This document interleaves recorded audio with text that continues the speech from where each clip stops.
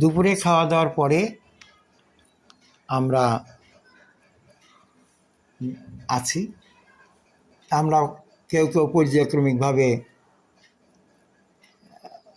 পাহারা দিচ্ছি সামরিক নিয়মে। এর মধ্যে রতন কুমার দাসের পাহারার সময় ছিল। আমরা কেউ কেউ অবস্থান নিচ্ছি বিভিন্ন জায়গায়। রতন দৌড়ে এসে বলল যে পাকিস্তানি আর্মি আসছে, এবং কয়েকজন লোক এসে বলল যে পাকিস্তানি আর্মিরা বেশ কিছু লোক নিয়ে আসছে আপনাদেরকে ধরার জন্য। তখন কমান্ডার স্যার দেখলেন যে ওরা পরাজিত হওয়ার পরে আবার যেহেতু ফিরে আসছে, তাহলে ওরা নিশ্চয়ই শক্তিশালী হয়ে আসছে। তো এই শক্তিশালীদের বিরুদ্ধে আমাদের যুদ্ধ করা ঠিক হবে না। তখন তিনি বললেন যে ঠিক আছে, আপনারা ওই আমাদের এই শাহজাদপুর এলাকার মানুষজনদেরকে বললেন যে আপনারা রবীন্দ্রনাথ বাগচির কমান্ডারাধীনে থেকে আপনারা একটা আলাদাভাবে থাকতে থাকেন, আমরা পরস্পর যোগাযোগ করব, পরে সিদ্ধান্ত নেব। আপাতত আপনারা যে ওই রবীন্দ্রনাথের নির্দেশ মতো থাকেন। আমরা পিরিয়ারচর বা অন্যান্য গ্রাম দিয়ে তখন ওই কামারপাড়া, কল্যাণপুর এই সমস্ত জায়গা ছেড়ে দিয়ে চলে আসলাম আমাদের সহযোদ্ধা দৌলতপুর গ্রামের ওই শামসুল হকের বাড়িতে। শামসুল হকের বাড়িতে এসে আমরা আশ্রয় নিলাম, কয়েকদিন থাকলাম, এখানে থাকি ওখানে থাকি। তারপরে চলে আসলাম সৈয়দপুর গ্রামে। সৈয়দপুর গ্রামে আমি থাকি কালা চক্রবর্তীর বাড়িতে। আমাদের গ্রুপের অন্যান্যরা আহর হাজি বা অন্যান্য বাড়িতে থাকে। এই 13ই ডিসেম্বর 11টার দিকে কিছু লোক এসে সংবাদ দিল যে মালিপাড়া থেকে কিছু পাকিস্তানি সৈন্য অবদা হয়ে বেড়ার দিকে যাচ্ছে। তখন আমার কমান্ডার হলো রবীন্দ্রনাথ বাগচি, তিনি নির্দেশ দিলেন। তা আমি এবং আমরা সবাই ওই কৈজুরির দিকে গেলাম যে আর্মিদেরকে ধরব। যাই কমান্ডার সাহেব নির্দেশ দিলে ওই রবীন্দ্রনাথ বাগচি বললেন যে ওরা যদি আমাদের আর কোনো ক্ষতি না করে তাহলে আমরা ওদের সাথে যুদ্ধ করতে যাব না, কারণ হলো ওরা এখন পরাজিত। 12ই ডিসেম্বর টাঙ্গাইলে পরাজিত হয়ে এই গ্রুপটা যমুনা নদী পার হয়ে মালিপাড়া এসেছে। মালিপাড়া থেকে 2 জন রাজাকারকে রাস্তা চেনানোর জন্য নিয়ে অবদা বাদ ধরে তারা যাচ্ছে বেড়ার দিকে। হয়তো বেড়া থেকে তারা নগরবাড়ি হয়ে ঢাকায় চলে যাবে, মানে বাঁচার জন্য চলে যাচ্ছে। তারা পাকিস্তানি সৈন্যরা ক্ষুধার্ত, কৈজুরি এক মূল্য ক্ষেতের মধ্যে থেকে মূল্য তুলে তারা খাওয়ার চেষ্টা করে। হয়তো ওরা জানে না ও পশ্চিম পাকিস্তানে আছে কিনা জানি না, ওরা হয়তো জানে না যে মূলা কাঁচা খাওয়া যায় না, কিন্তু ক্ষুধার্ত। যাই হোক, ওরা মূলা খাওয়ার চেষ্টা করলো। তারপরে আবার চলতে থাকলো ওরা। আমরা পিছু পিছু গোপনভাবে চলতে থাকলাম যাতে ওরা আমাদেরকে না দেখে। কিন্তু ওরা যদি আমাদের বাঙালিদের আর কোনো ক্ষতি করে তখন আমরা ওদের উপরে আক্রমণ করি। দিতপুর নামক স্থানে গিয়ে ওরা আমাদেরকে দেখে ফেলল যে হ্যাঁ, মুক্তিযোদ্ধার দল আসছে। তখন ওরা অস্ত্র উঁচু করে আমাদের দিকে ধরল আর কি। তো যখন অস্ত্র উঁচু করে ধরলো তখন আমরা মনে করলাম যে হয়তো আমাদেরকে ফায়ার করবে, আমাদের দিকে গুলি করবে। তখন কমান্ডার ওই রবীন্দ্রনাথ বাগচি নির্দেশ দিল আমরা অবদাবাদের পশ্চিম পাশে গিয়ে অবস্থান নিলাম। ওরা ঘট করে গিয়ে বাম পাশে অর্থাৎ পূর্ব পাশে গিয়ে অবদার পূর্ব পাশে গিয়ে ওরা পাকিস্তানি আর্মিরা অবস্থান নিল। আর্মিরা অবস্থান নিয়ে আমাদের উপর গুলি চালাইতে থাকলো, আমরাও গুলি চালাইতে থাকলাম। তখন সন্ধ্যা প্রায় ঘনিয়ে আসছে এমন সময়, তো এর মধ্যে প্রায় 1 ঘন্টার মতো গোলাগুলি চলল, ভীষণ গোলাগুলি। পাকিস্তানি আর্মিদের সাথে গোলাগুলি, সে কি 4টেখানি কথা। আর তাদের হলো মরণপণ, তারা তো মারাই গেছে বলা চলে।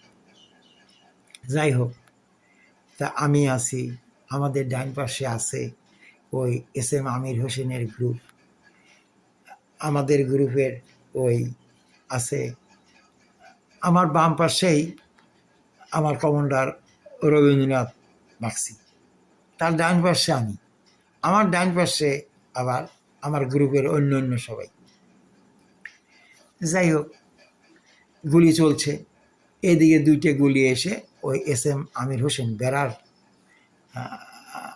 SM আমির হোসেনের গ্রুপের আব্দুল খালেক আর আমজাদ হোসেন নামক 2জনের গায়ে গুলি লাগে, ভীষণ মানে আহত হলো, চিৎকার করছে।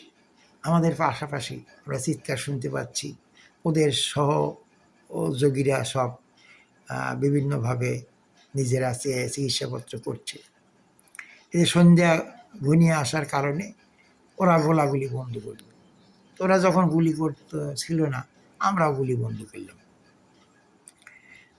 বন্ধ করার পরে আমরা সারা রাত্রি ওই অবদাবাদের পশ্চিম পাশে না খেয়ে পজিশন অবস্থায় আছি। কারণ হলো যে আমরা পজিশন ছেড়ে দিলে ওরা আমাদেরকে আক্রমণ করতে পারে। যাই হোক, এক পর্যায়ে রাত্রি 12টার দিকে ওই পাকিস্তানি সৈন্যরা পিছিয়ে গিয়ে পালায়া বেড়া নদী পার হয়ে চলে গেছে। তা 2জন রাজাকারকে রেখে গেছে ওই ধিতপুরে একটা চ্যারিটেবল ডিসপেন্সারি ছিল সেখানে। সেই রাজাকার 2জন মাঝে মাঝে গুলি করছে। তাদের গুলির প্রেক্ষিতে আমরা আবার জবাবের মতোই গুলি করছি, মানে ওরা আমাদেরকে ব্যস্ত রাখতেছে যে আমরা যাতে না পারি। আর এই আমরা 2 পক্ষ ব্যস্ত থাকার কারণে সুযোগ নিয়ে ওই পাকিস্তানি আর্মিরা পালিয়ে যাচ্ছে। তা পরবর্তীতে ভোর হয়ে এলো। ভোর হয়ে আসার পরে আমার গ্রুপ কমান্ডার রবীন্দ্রনাথ বাগচি, বেড়ার group commander SM Amir Hossain, এরা গেল ওই কোথার থেকে গুলি আসছে সেই ইয়াতে গিয়ে রাজাকার 2জনকে ধরে ফেলল, ওরা আত্মসমর্পণ করল। আমাদের এই গুলির শব্দে বিভিন্ন জায়গায় সাজাদপুর উপজেলা, বেলকুচি উপজেলা, কামারখন্দ উপজেলা বা অন্য উপজেলার লোকজনও আমাদেরকে সহযোগিতার জন্য এগিয়ে আসলেন। এর মধ্যে উল্টাডাবের আব্দুল হাইয়ের গ্রুপ, আপনার সর বেলতলের আপনার ছিল ওই আপনি দিলীপ কুমার চৌধুরীদের গ্রুপ, আরও কয়েকটা গ্রুপ সব আমাদেরকে সহযোগিতা করার জন্য এগিয়ে আসতেছিল। যাই হোক, ভোরে ওই রাজাকার 2জন আমাদের কাছে সারেন্ডার করল। তখন খোঁজখবর নিয়ে জানা গেল যে পাকিস্তানি আর্মিরা বেড়া নদী পার হয়েছে। বেড়াখোলা গ্রামের হলদারদের নৌকা ছিল, ওই হলদারদের নৌকায় বেড়া নদী পার হয়ে তারা নগর বাড়ির দিকে চলে গেছে। তখন আমরা ওই রাজাকার 2জনকে ধরে নিয়ে এসে জামিরতা হাই স্কুলে ক্যাম্প করলাম, ক্যাম্প করে বসলাম। সেদিন ছিল 14ই ডিসেম্বর। 14ই ডিসেম্বর 71 আমরা ওই জামিরতে হাই স্কুলে ক্যাম্প করে বসলাম। বিভিন্ন জায়গা খোঁজখবর নিতে থাকলাম যে 14 ডিসেম্বর আমাদের সাদাতপুর একেবারে পাকিস্তানি হানাদার মুক্ত হয়ে গেছে। তখন ওই যে 2জন রাজাকারকে ধরে নিয়ে আসা হয়েছে, তাদেরকে বলা হলো যে আপনারা বাড়িতে চলে যান। আমরা আর কোনো তাদেরকে কিছু বললাম না, চলে গেল তারা। আমরা ওই গ্রুপে থাকতে থাকলাম। তখন ওই মুক্তিযোদ্ধা মানে প্রশাসন গড়ে উঠল। বাকি মির্জা হলো মুক্তিযুদ্ধের সর্বাধিনায়ক। আরও ওই জনাব খালেকুজ্জামান খান, ওই হেলাল ভাই, আরও যে সমস্ত বড় মাপের মানুষ, তারা বিভিন্ন জায়গায় ক্যাম্প করে বসল। প্রশাসন, ওই সাজাদপুর থানা প্রশাসন গড়ে উঠল। সিও ডেভ অফিসে, তখন ছিল সিও ডেভ অফিসে বসতেন বাকি মির্জা সাহেব। তো ওখান থেকেই আমাদের ওই বিভিন্ন অঞ্চলে যে ক্যাম্প, মুক্তিযোদ্ধাদের ক্যাম্প, সেই ক্যাম্পগুলা আমাদের খাবার রসদ সাপ্লাই দিত তারা। থাকলাম। ইতিমধ্যে 10ই জানুয়ারি 16ই ডিসেম্বর আপনার জাতীয়ভাবে পাকিস্তানি সৈন্যরা সোহরাওয়ার্দী উদ্যানে, তখন ছিল এই সোহরাওয়ার্দী উদ্যান, তখন ছিল হচ্ছে রেসকোর্স ময়দান। ওখানে প্রায় 93,000 অধিক পাকিস্তানি সৈন্য এবং তাদের সহযোগীদের পক্ষে আত্মসমর্পণ করল পাকিস্তানি সৈন্যরা। পাকিস্তানি সৈন্যদের যে পূর্বাঞ্চলীয় প্রধান ছিল তিনি। তো আমাদের যৌথ কমান্ডের কাছে আত্মসমর্পণ করল 16ই ডিসেম্বর। 16ই ডিসেম্বর হলো আমাদের বিজয় দিবস। তারপরেও ওই আত্মসমর্পণ করার পরেও মিরপুর অঞ্চলে প্রায় 1 মাস ব্যাপী ওই স্বাধীনতা বিরোধীরা দখলে রেখেছিল এবং সেই মিরপুর এলাকা আবার স্বাধীন করতে গিয়ে আমাদের বহু বাঙালিকে জীবন দিতে হয়েছে।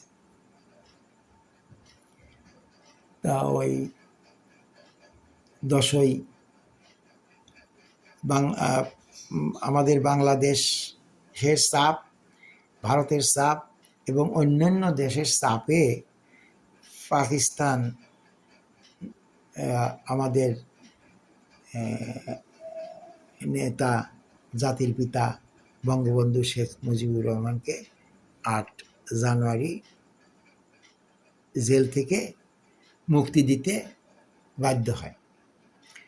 তা 19 ডিসেম্বর যখন ওই পাকিস্তানি সৈন্য আত্মসমর্পণ করল, প্রেসিডেন্ট ইয়াহিয়া খান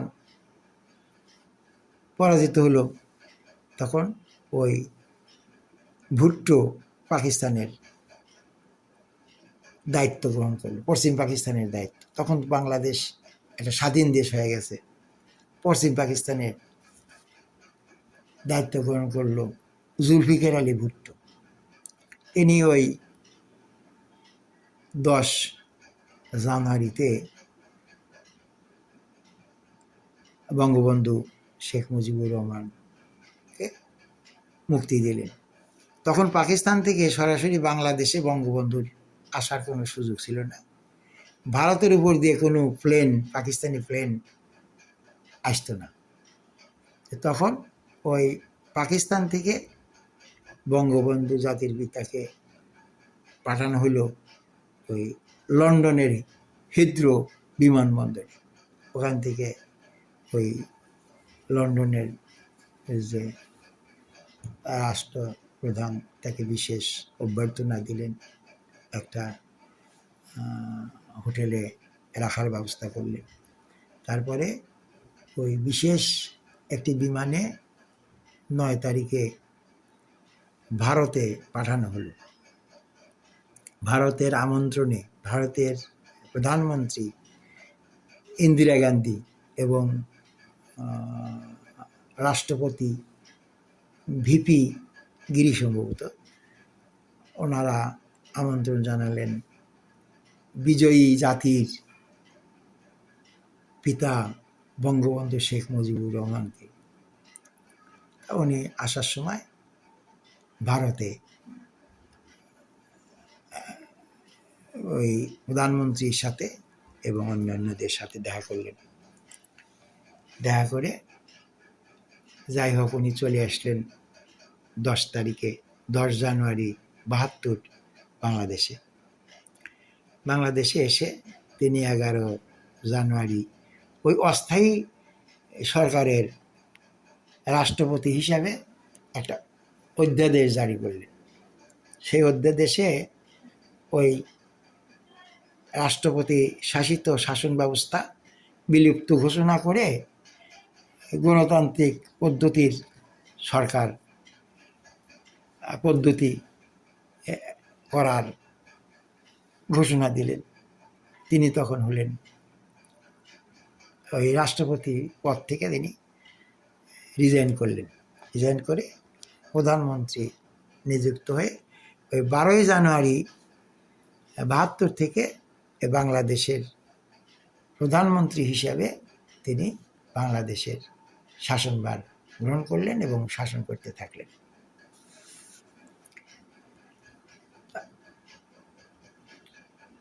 প্রধানমন্ত্রী হিসাবে তিনি এবং অন্যান্যরা আমাদেরকে অস্ত্র জমা দেওয়ার নির্দেশ দিলেন যে মুক্তিযোদ্ধারা আপনারা সবাই অস্ত্র জমা দিন। আমরা অস্ত্র জমা দিলাম।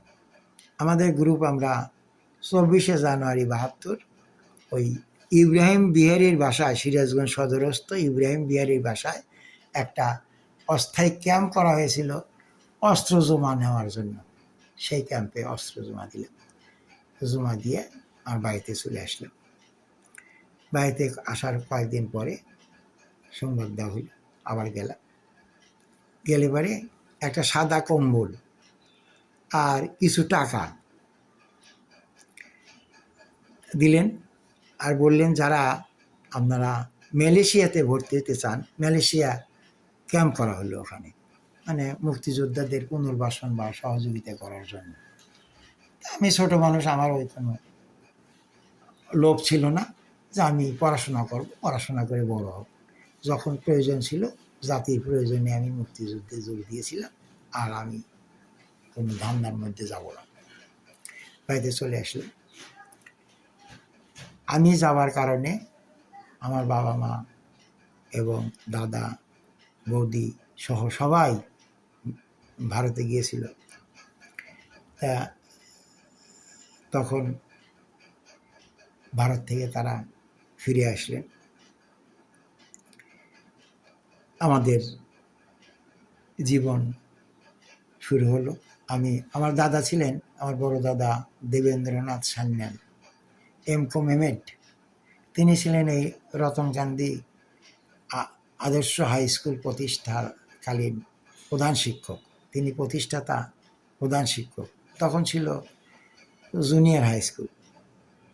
তা স্কুলটি আসলে শুরু হয়েছিল 1 জানুয়ারি 69 থেকে, কিন্তু কাগজপত্র বা সরকারি রিকগনিশন নিতে যে সমস্ত আনুষঙ্গিকতা লাগে গোছাইতে গোছাইতে মানে এস্টাবলিশমেন্ট ডেট মানে 1 জানুয়ারি 70